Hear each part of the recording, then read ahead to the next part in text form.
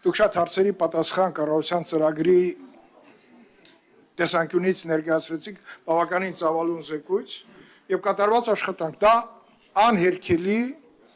դա աշխատանքը, որը տեղի ունեցել նաեւ ազգային ժողովի մասնակցությամբ, մեր համատեղ համագործակցությամբ, կառավարություն, ազգային ժողով, օրենսդրական բազա է ստեղծում եւ այլն։ Բայց շատ պարզ է, որ հետաքրությունը կատարված աշխատանքների նկատմամբ, թե ինչ է կատարված, մնում է հետին պլան, երբ որ բաղը ինչ-որ մի փողոցում, ինչ-որ խմբեր մեկ էլ ի հայտ են գալիս զենքերով, սկսում են իրավրա կրակել։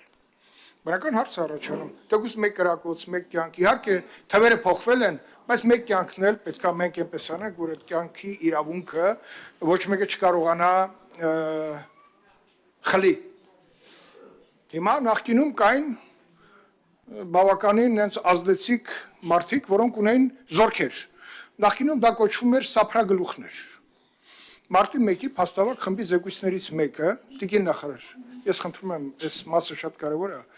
զեկույցներից մեկը ներառված էր, թե ինչպիսի ուժեր են ներգրաված եղել այդ ընթացքում եւ այդ զեկույցի մեջ ներառված էր ցանկ։ Այդ ցանկի մեջ ներառված էին թե ովքեր համազգեստ են ստացել եւ ինչ են ստացել, որպեսզի այդ համազգեստի տակ թաքնվեն եւ կատարեն կոնկրետ գործողություններ։ Հիմա քննությունը գնացել է այդ ուղղությամբ զեկույցներ իրանց ճանապարհը հարթել են, գնացել են եւ այլն։ Այնտեղ կոնկրետ անուններ էր, բայց 18 թվականից հետո սկսած Էրեբունից ամենաշատ այդպես զորք ունեցող տղերքի, այստեղ տիկին պարոն Մանուկյանը ասեց ինչ որ գողական բան ասեց բաներ, գողական բառը դնենք մի կողմ, մեծ ազդեցություն ունեցող, լիցենզիա ունեցող, մարդկանց խմբեր պահող, զինված։ Այդպիսի համակարգ մենք տեսել ենք, հիմա չկան իրանք, թաքնված են,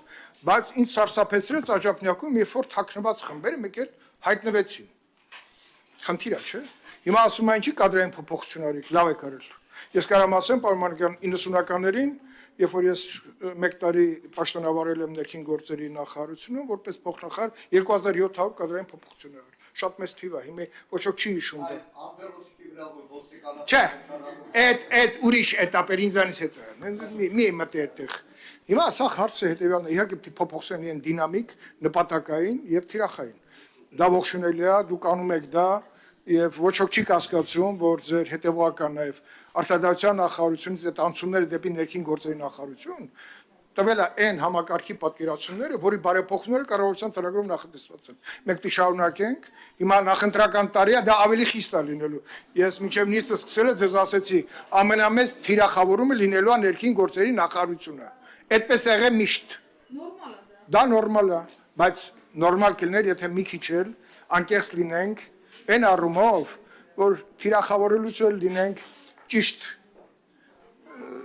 սուտ չխառնենք, հա, իրականության հետ։ Այո, պայքար կա, բայց այդ պայքարի մեջ կա նաև այն ծրագրի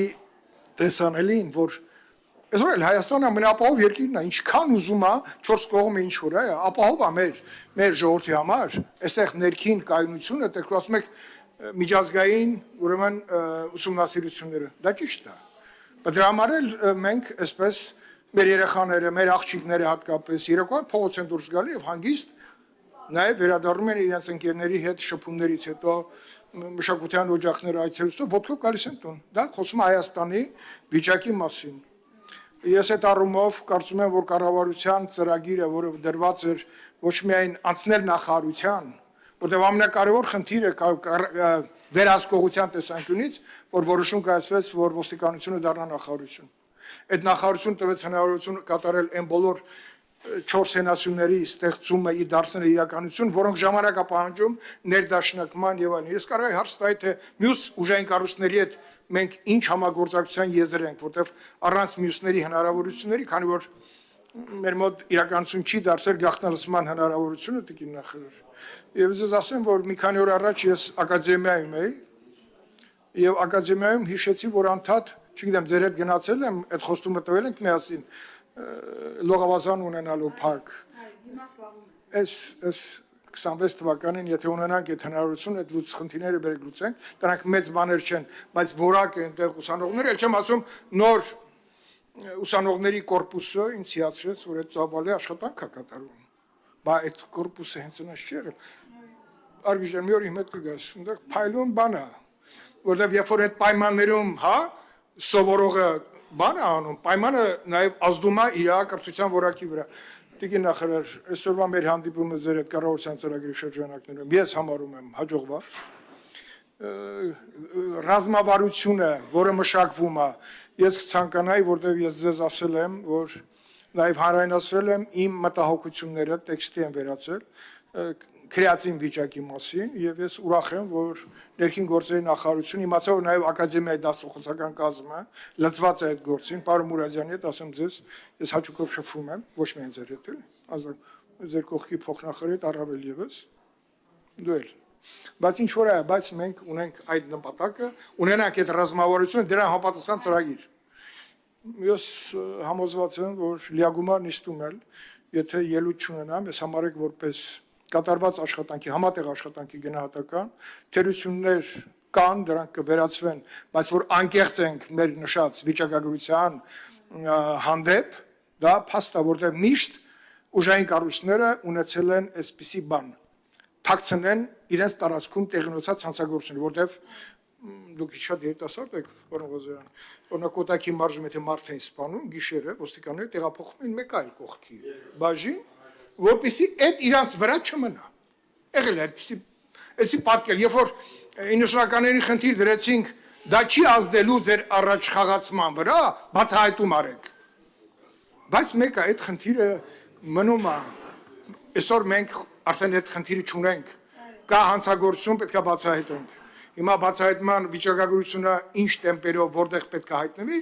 Տատանի դահլիճից հետո թե մինչև այդ, այստեղ մենք ունենք խնդիր, որտեղ իրական պատկերի գնահատման հնարավորություն տնօրենք։ Տիկին նախարար, շնորհակալություն, կարող եք արձագանքել։ Եվ խնդրում եմ Տիկին Յարմալյան, պաշտպանության նախարար, ինչքան գիտեմ,